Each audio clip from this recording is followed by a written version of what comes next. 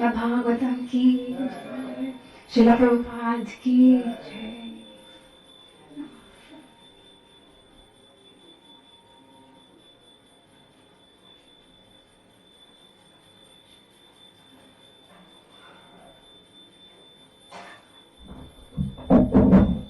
Hare Krishna. Let's start with Mangalacharan. Om Ajnantimirandasya Jnananjanashalakaya Chakshurunmilitam Yena Tasmai Shri Gurve Namaha. Shri Chaitanya Manobhishtam Sthapitam Yena Bhutale Swayam Rupa Kadamayam Dadati Swapadantikam. Vandeham Shri Guru Shri Yutapad Kamalam Shri Gurun Vaishnavanscha Shri Rupam Sagrajatam Sahagana Raghunatanvitam Tam Sajivam Sadvaitam Savadutam Parijana Saitam Krishna Chaitanya Devam Shri Radha Krishna Padan Sahagana Lalita Shri Vishakhanvitamscha. He Krishna Karuna Sindhu Deenabandhu Jagatpate Gopesha Gopika Kanta Radha Kanta Namostute. Tapte Kanchana Gaurangi Radhe Vrindavaneshwari Rishabhanu Sute Devi Pranamami Haripriye. Namo Mahavadanyaya Krishna Prema Pradayate Krishnaya Krishna Chaitanya Namne Gauratushe Namaha. Vanchakalpatarubhyascha Kripa Sindhubhya eva cha Patitanam Pavanebhyo Vaishnavebhyo Namo Namaha. Jai Shri Krishna Chaitanya Prabhu Nityananda Shri Advaita Gadadhara Shri Vasadi Gaur Bhakta Vrinda. Hare Krishna Krishna Krishna Hare Hare Hare Rama Rama Rama Hare Hare. Om Namo Bhagavate Vasudevaya.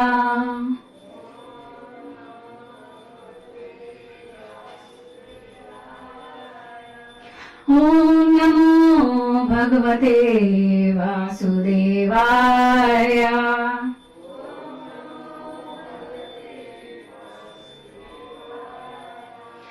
Om Namo Bhagavate Vasudevaya.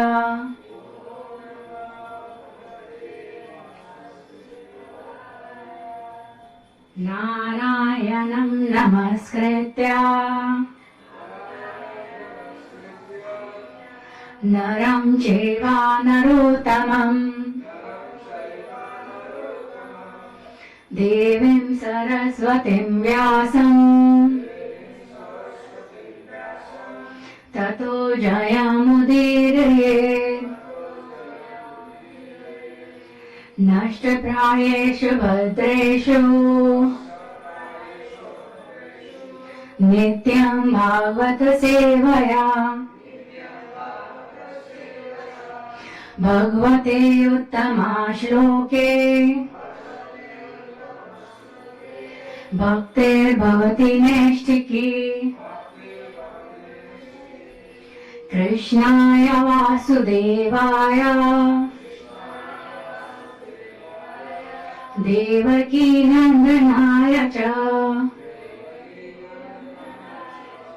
Nanda Gopa Kumaraya Govindaya Namo Namah. Hare Krishna.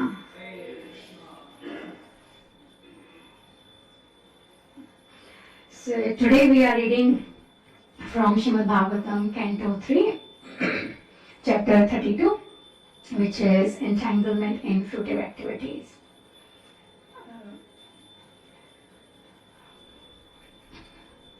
So Kapila Vacha Athayo Graha Mediyan Dharman eva vasangrehe Kamamartham cha dharman swan Dobhi bhuya pipartitan Kapila Vacha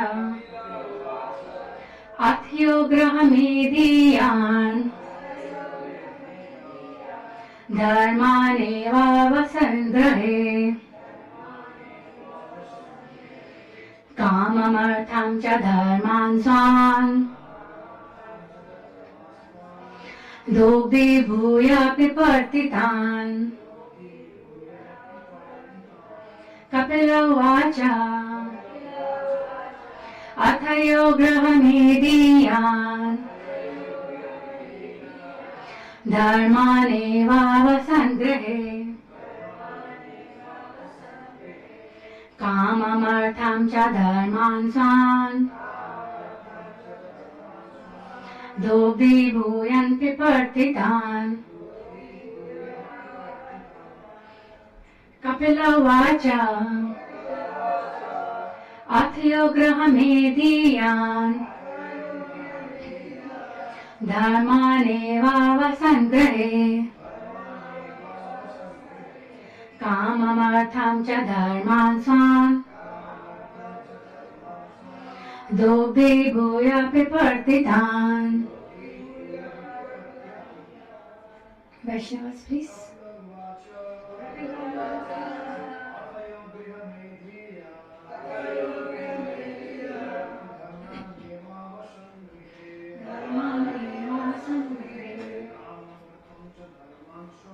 Kamamartham cha dharman swan Dobhi bhuya pipartitan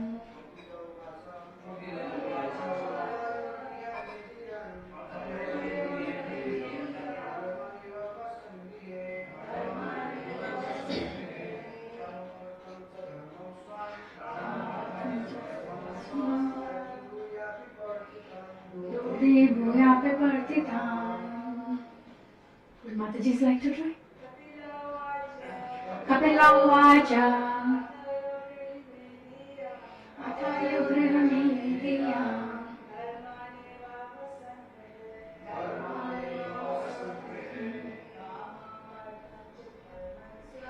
Kamamartham cha dharman swan Dobhi bhuya pipartitan Kapila Vacha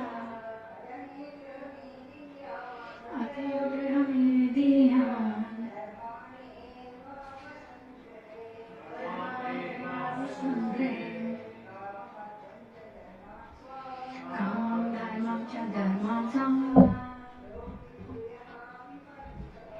Dobhi bhuya pipartitan Kapila Vacha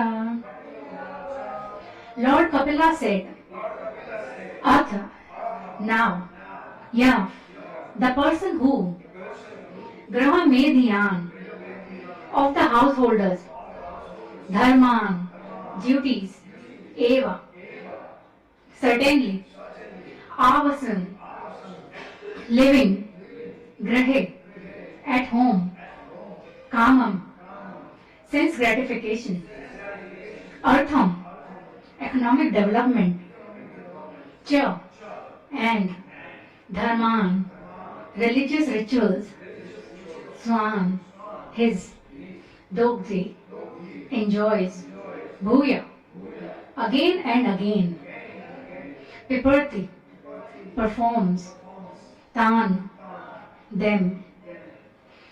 Translation by His Divine Grace A.C. Bhaktivedanta Swami Srila Prabhupada ki. Please repeat after me. The personality of Godhead said,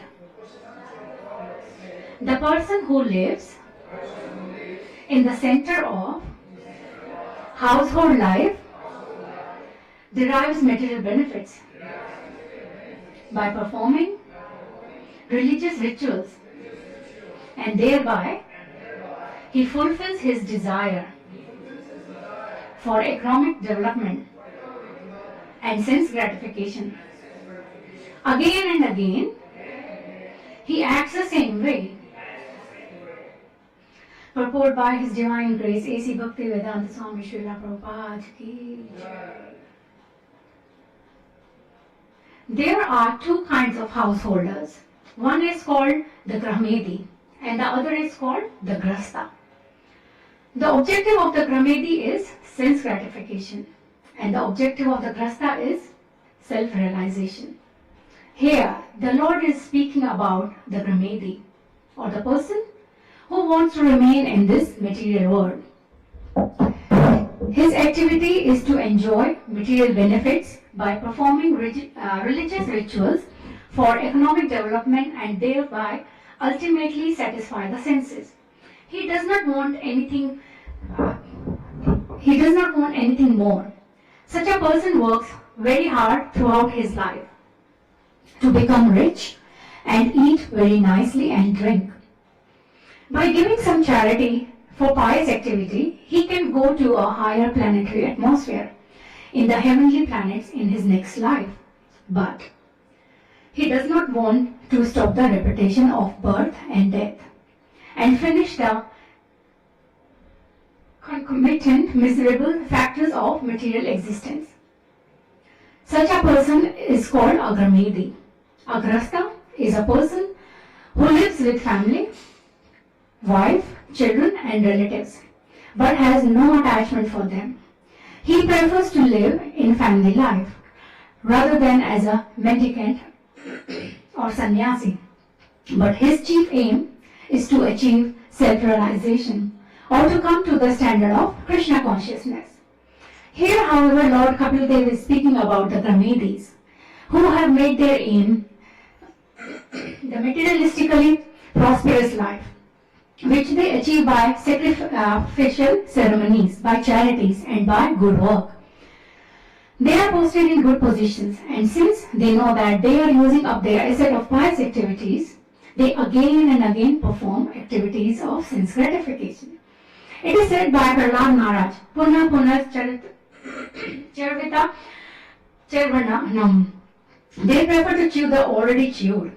Again and again they experience the material pangs, even if they are rich and prosperous, but they do not want to give up this kind of life. So, Hare Krishna. We are starting a new chapter today, 32nd chapter. So, let's do a quick overview of third canto. So, third canto starts with Parikshit Maharaj asking the meeting of Vidura and Maitreya Muni. He glorifies Vidura's questions. They are beneficial, purposeful, and we see that Vidura also glorifies Maitreya Muni's answers. So this conversation goes until Canto 4, or the end of the Canto 4. So in Canto 3, we saw many different topics, like creation, sub-creation, time, family life, Sankhya, Bhakti Yoga, Ashtanga Yoga, Gyan Yoga, material world, spiritual world. So all these topics are interwoven, like sometimes into stories, sometimes as prayers, sometimes as like conversations of or between different personalities like Vidura and Uddhava, or with Maitreya Muni. We saw Lord Varaha's pastimes they are described in chapter 13, and they were again described in chapter 17 and 19. Lord Kapila's pastimes, they are described from chapter 25 to 33, which is the last section. So we'll start today 32nd, which is second last chapter of this canto. So in the beginning of the canto, chapter 1, it describes Vidura's detachment and maturity and how he meets Uddhava when he was on his pilgrimage. And then from chapter 2 to 4, Uddhava narrates many pastimes of Krishna. So we learn from Vidura the humility. He was ready to accept Uddhava as his spiritual master, who was much, much younger than him. But at the same time, we saw Uddhava, he followed the etiquettes. So he politely asked Vidura to accept and go to Maitra Muni. So Vidura starts asking Maitra Muni about topics like the sufferings in this world. And in chapter 5, we also express that he's already interested in Krishna Katha. So we saw when Bhagavatam starts, sages said, we are asking you questions to the Sukdev Goswami, but only answer if you think they are related to Krishna. So in response to Vidura's questions, Maitra Muni, he started describing how universe is created from Mahavishnu, and then about Garbhodakshaya Vishnu. And at the end, like chapter 5 and 6, Maitra Muni said, I can't describe all the glories because of the Lord, because they are unlimited. But he still describes or answers the questions which Vidura asked in chapter 7. So throughout Bhagavatam he describes, and in chapter 8, Maitra Muni, he describes Brahma's life, his birth, about his meditation, tapasya, austerity he did for 100 years, and then darshan by Garbhodakshaya Vishnu. So after the darshan, Brahma, he offered prayers in chapter 9, and we saw the Lord's responses to those prayers. So like a devotee's serving attitude or service attitude combined with the Lord's empowerment. So we saw that. In chapter 10 and 11, they continue to describe about material creation and the time factor, about Visarga, which is secondary creation by Brahma. So as I said, in chapter 13 we saw Lord Raha's pastimes, and from chapter 14 to 16 they talk about Hiranyaksha and Hiranyakashipu.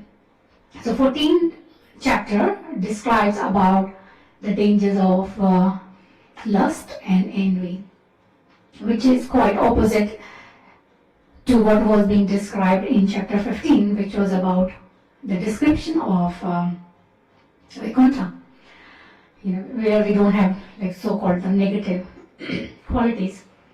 So then the canto describes about two types of household life, with chapter 14 describing household life of Kashyapa Muni and Diti, so which led to demonic progeny.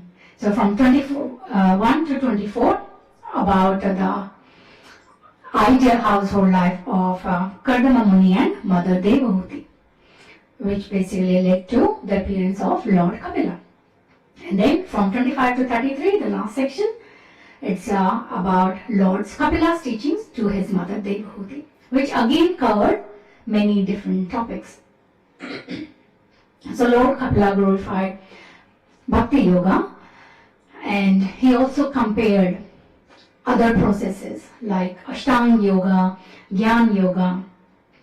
So we saw in his teachings, he described Jiva, living entity, material nature, which is Prakriti, let's say those elements which we saw the description in Samkhya philosophy. And he also described Purusha, Supreme Lord, and Kala, the time factor. So in the last three chapters, 31, 32 and 33, they are about like continual birth and death of the Jiva, which we saw in the previous chapter.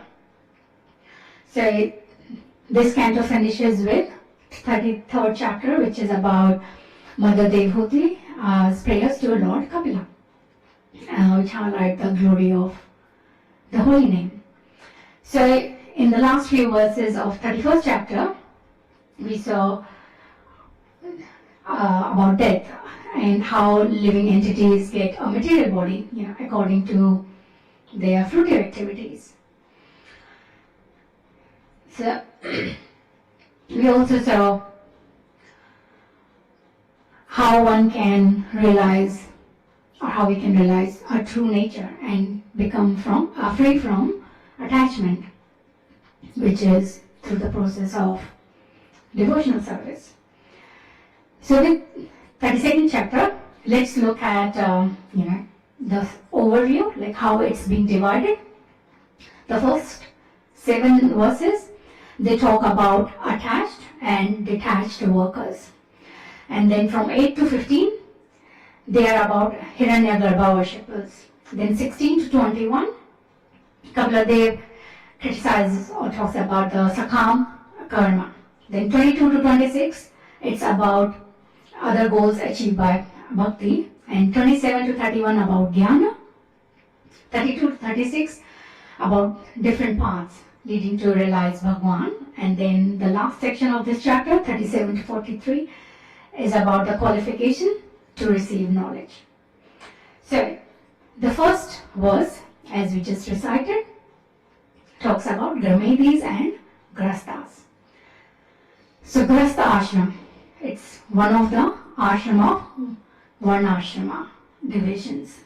So we know the Varnashrama divisions, the Varnas, Brahma, Kshatriya, Vaishya and Shudra. They are the Varnas. And the ashrams, Brahmacharya, Grasta, Vanaprastha, Sannyasa. And what's the aim, what's the purpose of this whole Varnashrama system? It's to train one to control the senses and be content with the bare necessities. So for Grastas, we hear deity worship is mandatory or essential. Because someone who, we say we earn money, we work hard. So one who doesn't engage this hard-earned money in the service of the Lord is called a miser. So what it means is, you should not outsource the deity worship. Like, oh, I've got like someone I pay, that pujari comes, do all that deity worship. So not worshipping personally your deities. Because then you are considered lazy. But someone may say, you know what, I'm so busy. I'm a grasta. I've got so many material duties, so many responsibilities.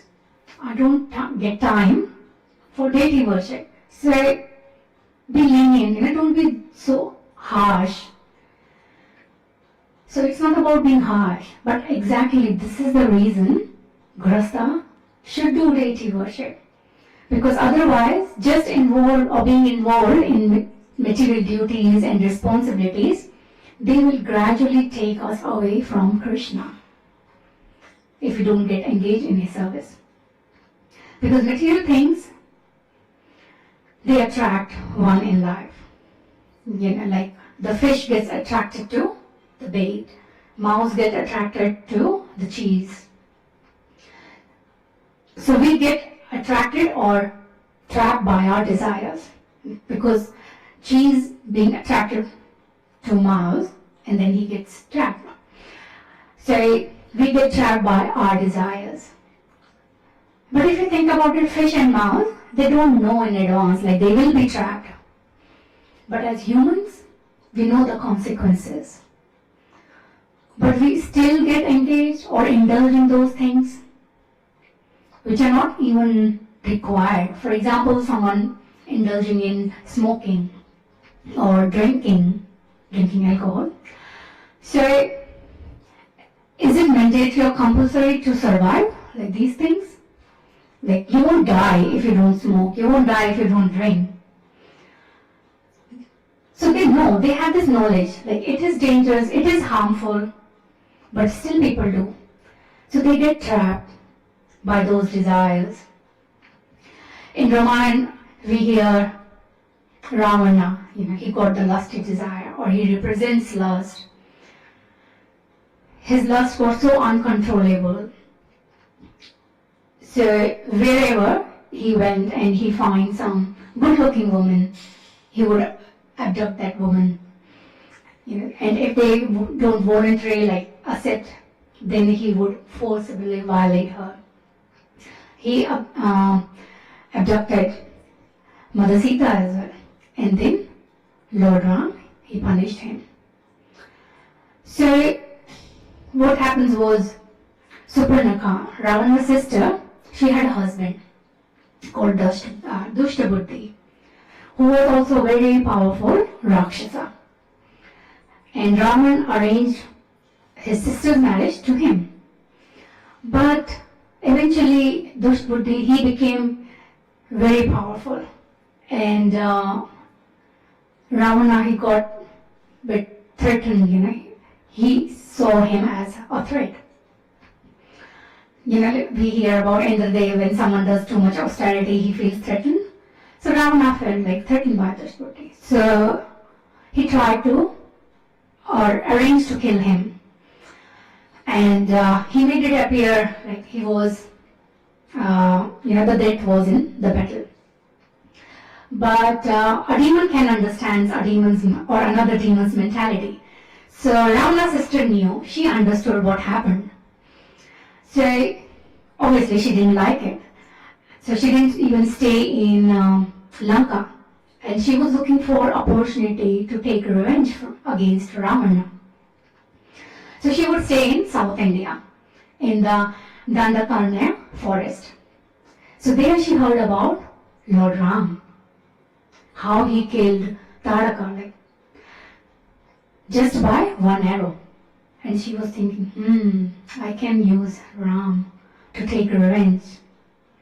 Because my brother, he killed my husband, so I can use him. But she actually got attracted to Sri Ram, initially, not all. Yeah. So even though she had the agenda, to take revenge, so she tried to offer herself to Sri Ram.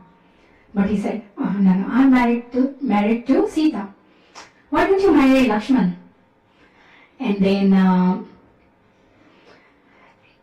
if she's really being attracted to Sri Ram, if a girl is attracted to a boy and boy says no, go to another boy, is that really love if the girl goes to another boy? Okay. But anyway, she went to Lakshman. And Lakshman said, I'm servant of Sri Ram. What will you gain by becoming my wife? You will have to assist me and do the service. You won't get any satisfaction. Go to Ram, Sri Ram. She went back, but then she realized both brothers were smiling and kind of joking. So she thought, oh, the real problem is Sita Devi. So she tried to attack her. And Ramji said, Lakshman, stop her. So Lakshmanji, he cut off her nose. Obviously, she got quite humiliated by that. She went to one of her brother, Khar, and he sent 7 Rakshasas to kill them. But, as you know, they got killed. Then brother came himself with 14,000 Rakshasas. They were all got killed. But one Rakshasa, Akampan, he survived. He ran to Lanka. And he went to Ravana's court. He was like Kampan. Akampan was Kampan, trembling out of fear. He told everything to Ravana, whatever happened. So Ravana was very furious, like, okay, I'll go this moment, I'll take revenge, I will destroy Ram.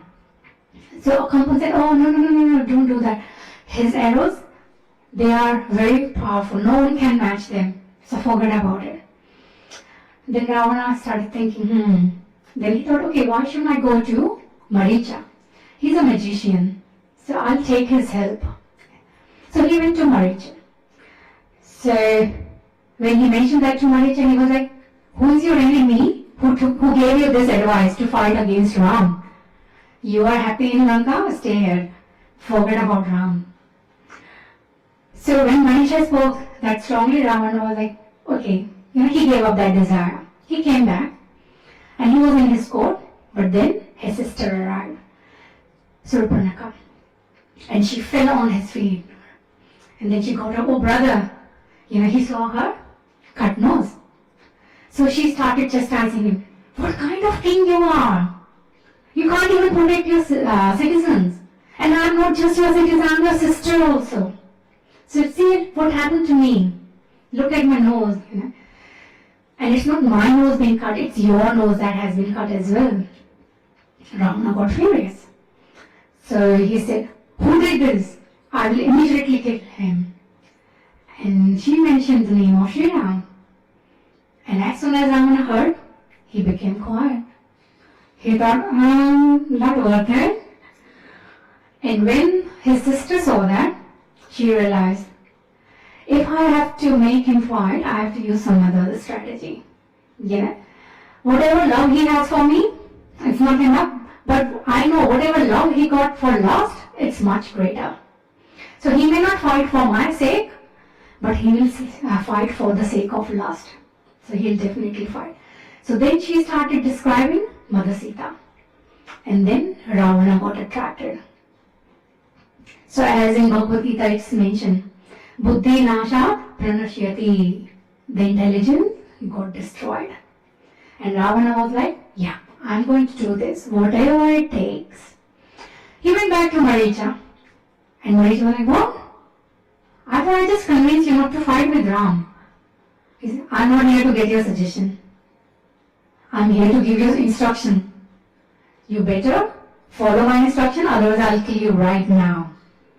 And then they made this whole plan to kidnap Sita ji. So the point is, Shurpankhah, she had her own agenda, her own motives, her own, she wanted Raman to fight. She knew he is powerful and she knew he is lusty. Because he was able to restrain, to some extent when he heard about the powers of Sri Ram. But once the lust got triggered, he couldn't control himself. He lost his senses and he lost his life as well later. So in modern days, with all this social media or the modern culture we talk about, they act like modern Surpankhah. They trigger one's desires, one's lust in it. All those movies, those fantasies, those advertisements, nice billboards, they expose a woman's body, even though the product may be totally irrelevant for women, like men's shaving cream, but they'll have a woman, in the revealing clothes to make it appealing. So they don't think about anyone, rather they just think about how can we make money, because how can we sell more. Like Surpankhah, she didn't have Ravana's good interest in mind. She had her own agenda. So these people got their own agenda. They exploit people's desires. So people become targets. So, as Ravana knew about the danger, because in the boon from Brahma, he wasn't protected by humans. And Hanumanji also pointed out, you are not even protected by monkeys either. So Ravana knew that there is a danger. But again, that wasn't enough because he got insulted, agitated. So when we find ourselves, we also find ourselves getting agitated because the force of desires, it just can't be suppressed all the time. So as devotees, we understand it needs to be redirected. If we don't redirect, then it becomes, or it's very torturous. Because if someone says, don't do this, don't do that, you have to give up this, you're not allowed to do this. Say, how long can you just say, oh no, to things, So but when you are given something higher, positive higher, then saying no becomes easier. So as devotees, we do understand at philosophical level, desires can't be repressed, but they can be redirected. That's why I say, when we engage in devotional service, we absorb ourselves in the services, we chant the holy name, we associate with devotees. So the more we fill ourselves with Krishna and Krishna-centered activities, services. So to that extent, the lust gets reduced, it gets decreased, minimized. Regardless of the ashram, whether it's brahmacharya or grasta, or the aim is to move towards Krishna by regulating ourselves, by regulating our desires, by regulating our lust, and by purifying ourselves. So we recognize that material desires, they can't give us happiness. Rather, they take us away, or they take us the happiness away from us. How come? Because they are taking us away from Krishna. So we can't, to that extent, we can't deeply focus or concentrate or get attracted towards Krishna. Nowadays, in the name of pleasure, or in the name of enjoyment, people are harming themselves. They do self-harming activities like, as I mentioned, smoking, drinking. So if you ask, don't they know? The thing is, like, they do have intelligence to know, like, these things are causing self-destruction. And when they start, they know they are actually entering into a danger zone. But because of peer pressure, because of friend circle, just try once. So just to get that, to get away from the everyday kind of the boring life, daily life, and to get some instant pleasure, they give in to this idea, okay, let me try. So every time then they do these things, it kind of reinforces the previous impressions, and then it weakens their intelligence. So even though the intelligence is no, but it gets weakened. It becomes addiction, which is very compulsive need. It becomes a need, an addiction. They can't resist it. Then they become or turn into like helpless victims. So now the question is, okay, how can we get rid of those things? Would knowledge help? Maybe, but as we just saw, just knowing the consequences may not stop one to get indulged in those activities and in those things.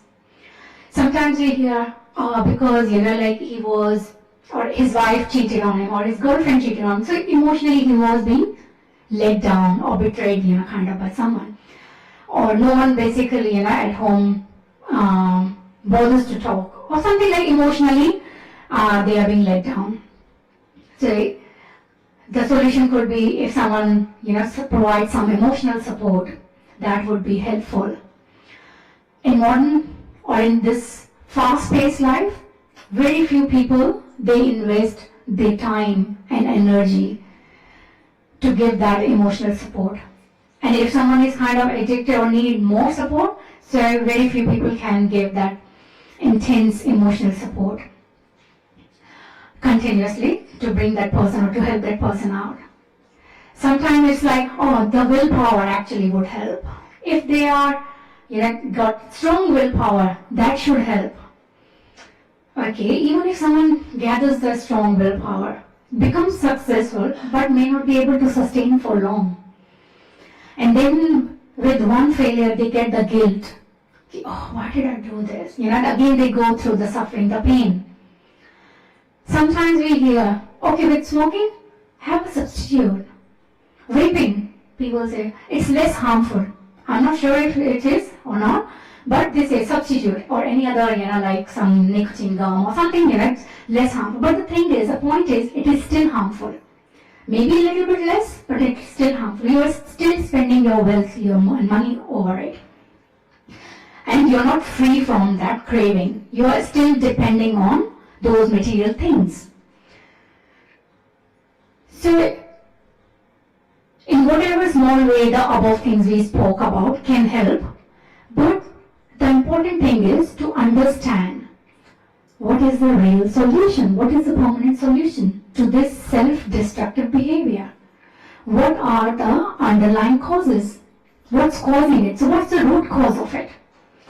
So in Bhagavad Gita, Arjuna asked Krishna in 3.36, Papam charati purusha, annichan api. Annichan is important, means one doesn't want to do or commit sinful activities, but unwillingly, annichan, they get engaged. So what's that force? Like, what's forcing them? And Krishna replies in the next verse, Kam esha, krodha esha. So it is lust, which is the enemy in this world. So we know the source of life in this material body is our Atma, the soul. And the need of soul is to love and be loved. So, but as soon as the soul comes into material world, his love for Krishna becomes perverted into lust. And what does that lust do? The soul starts misidentifying with the body, the material body, which is being given. And the lust drives the living beings towards a material enjoyment. So how to understand this thing? So for example, this white bulb, or in India we have like tube lights, white. So if we cover that tube light or the white bulb with red cellophane, so what will happen? The light which is coming out of it is red, it's not white anymore. So the soul, originally, soul is pure, like the white light. And desire is characteristic of the consciousness. So soul naturally has desires. So no one gives up desires, but as we just spoke, just to crush them, repress them, that's impossible. So the original desires are white, pure, and means to serve and love Krishna, to be in that loving relationship with Krishna. But when the soul gets covered by the body and mind, it's like the white light bulb gets covered by the red cellophane. So those pure desires, they become distorted, become perverted. So, and the primary perversion of that desire is lust. So, our original love for Krishna is called Adi Rasa or Prema, and lust is called the Kama. In this today's world, in so-called the modern civilization, as we just spoke, media, and culture, modern values, they aggravate this lust disproportionately. So they aggravate it, but disproportionately. What it means is people become enslaved by lust. And the more they try, the more frustrated they become. So, for that frustration, they want to have some instant relief. And then they get prey to these, kind of addictions or instant pleasures.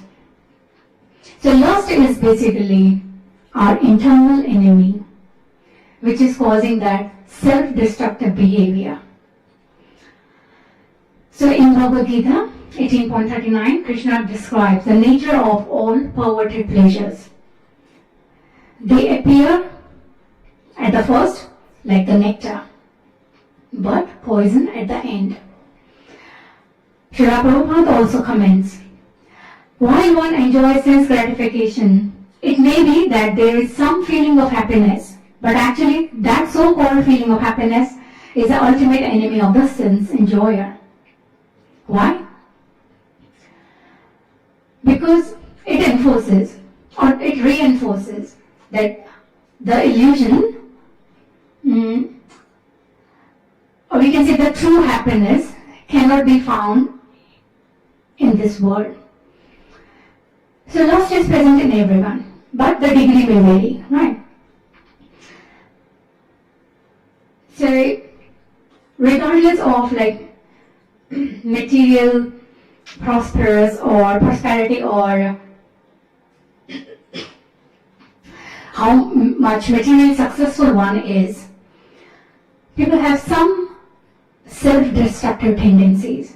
As I said, it may vary.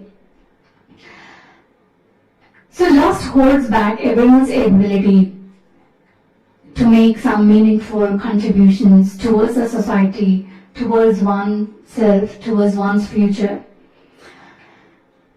And from a spiritual point of view, when we say lust is self-destructive, means it deprives the soul of the unlimited spiritual happiness.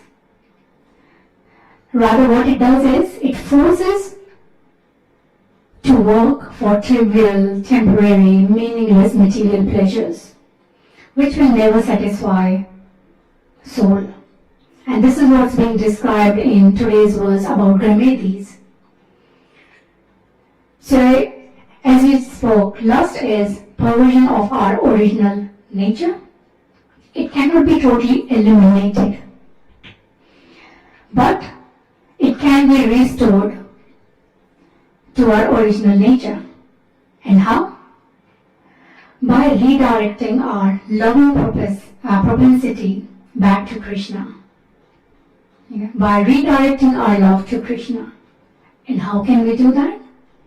Through devotional service.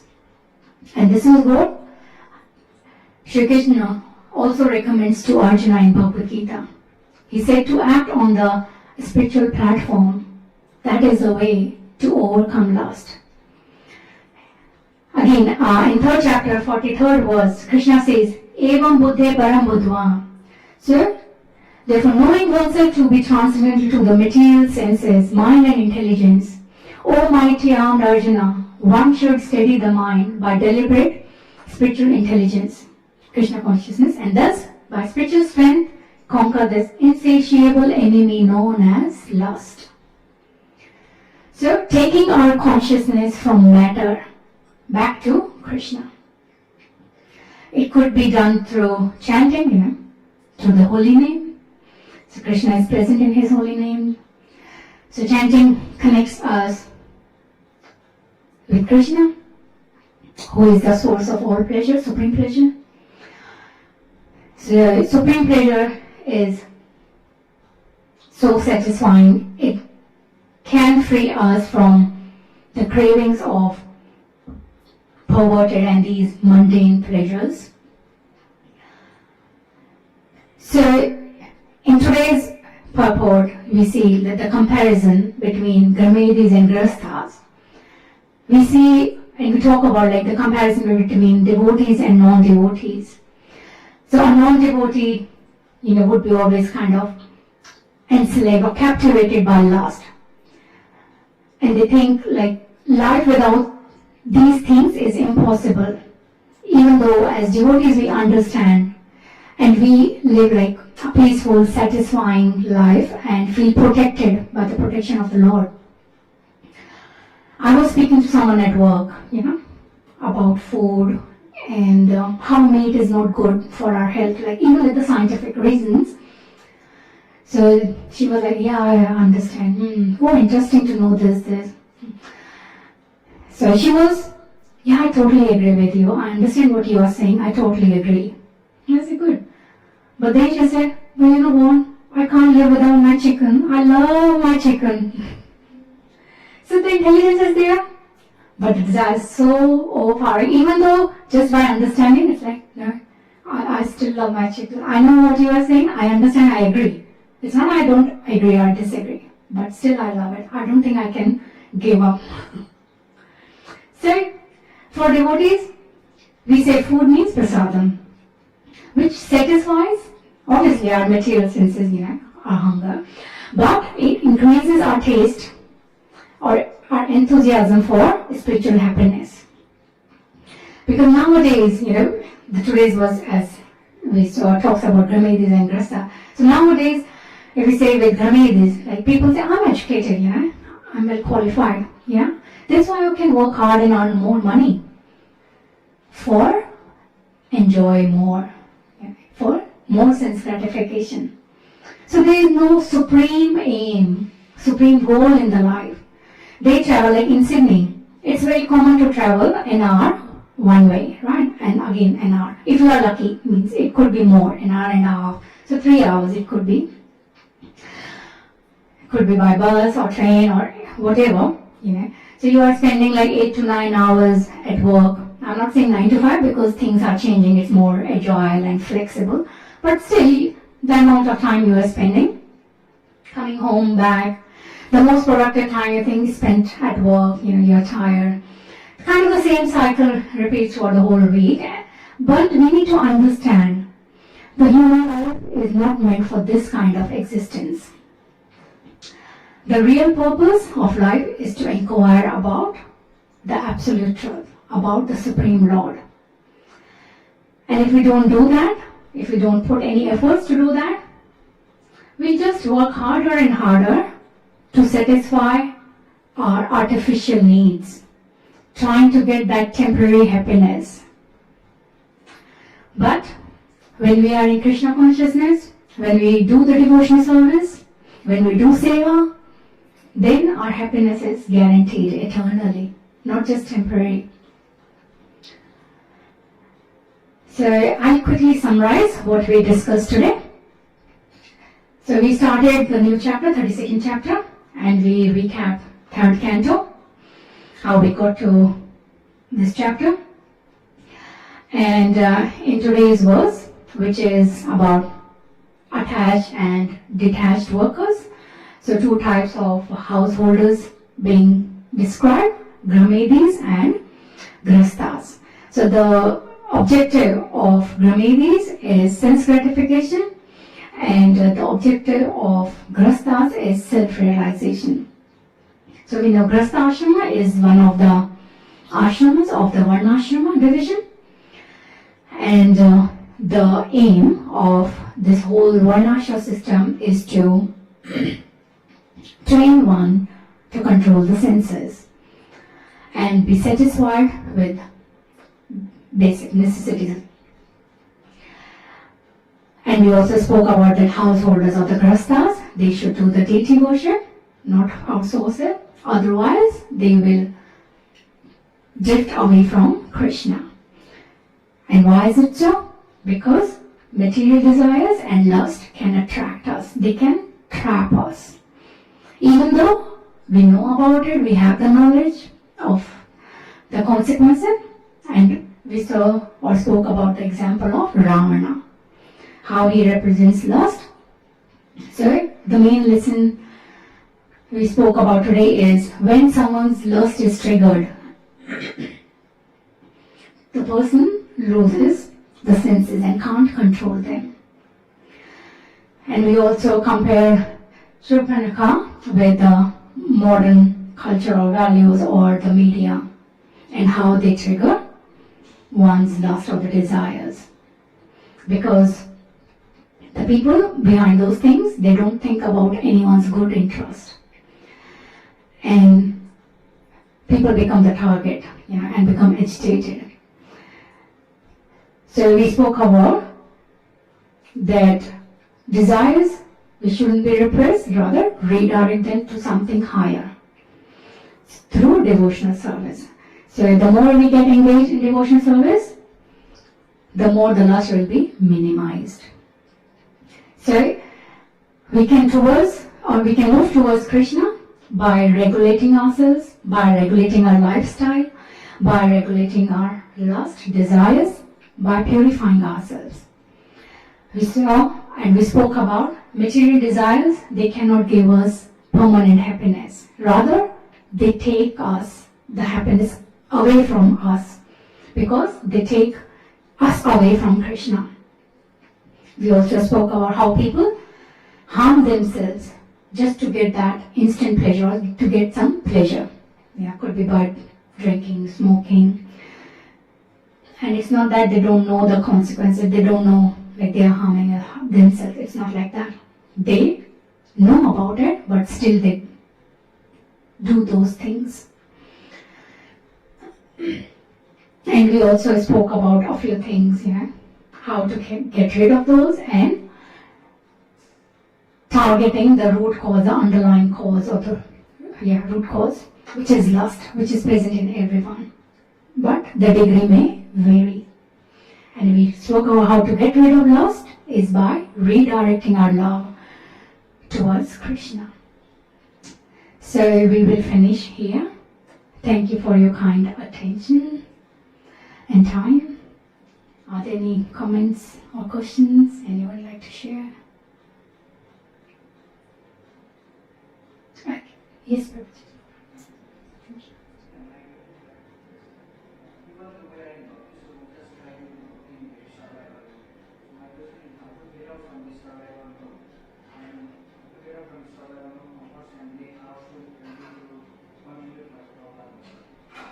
How to get out of what? How to get out of the survival mode. Survival mode.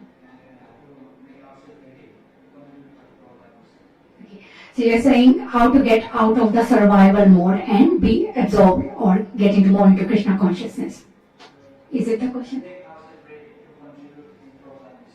Okay, and make ourselves ready to contribute in Prabhupada's missions. Okay. So when we say survival mode, so what exactly we are trying to get out of it? So with the survival mode, I need to survive. So is it like the underlying cause? Is it the fear? Like behind that survival? So when we say if it's a fear, like can I survive or will I be survived or so when we say with chanting or absorbing in Krishna, so what it means like to get out of survival mode or get out of the fear. Because fear is natural emotion, but to get out of fear means being fearless because Krishna is protecting me. So to have that faith in Krishna that He will protect me. Otherwise there are so many anxieties, what about this will go wrong? And if we get like too much caught up in those things, it's not just survival. If I think I'm walking on the road or like city, what if this roof falls on my head? It could be. It is anxiety. So we need to trust or have faith in Krishna. He is protecting me. So that would help me getting absorbed. When we say with Shravanam or Kirtana. So if we are not having trust or having faith in Krishna, we would be thinking, I need to do this, I need to do because I'm the doer. Yes, soul is, otherwise if we say, oh, is soul not the doer? But it is one of the doers. It's not the soul doer, like the only doer. So that would help us to get out of that mode, and that will help us to get absorbed in Krishna. Another thing, how do I know or when I am ready? That's where the guidance from senior devotee. Because if we say, I will start preaching or once I know everything, Arjuna also says this in Bhagavad Gita, that would never happen. So should we not preach? So when we say we are ready, like just assessing ourselves, we may not be even correct like in assessing ourselves. So that's how we take the guidance from senior Vaishnavas or from Guru, Sadhu and Shastra. This is how they say. If they tell us to do the service, when I started like a few years ago, I was kind of the same. Am I ready for preaching, like to give class? But my Shiksha Guru said, so I was like, okay, I'll give. Because if he thinks I can, sir, I'll get that empowerment. I have that faith in my Guru. I have faith in Krishna. So I started. It's not like I know everything or we need to know everything. No, that's not even expected. Like, or no one can know. If someone knows, it's if someone knows I know Krishna completely, that means that person doesn't know.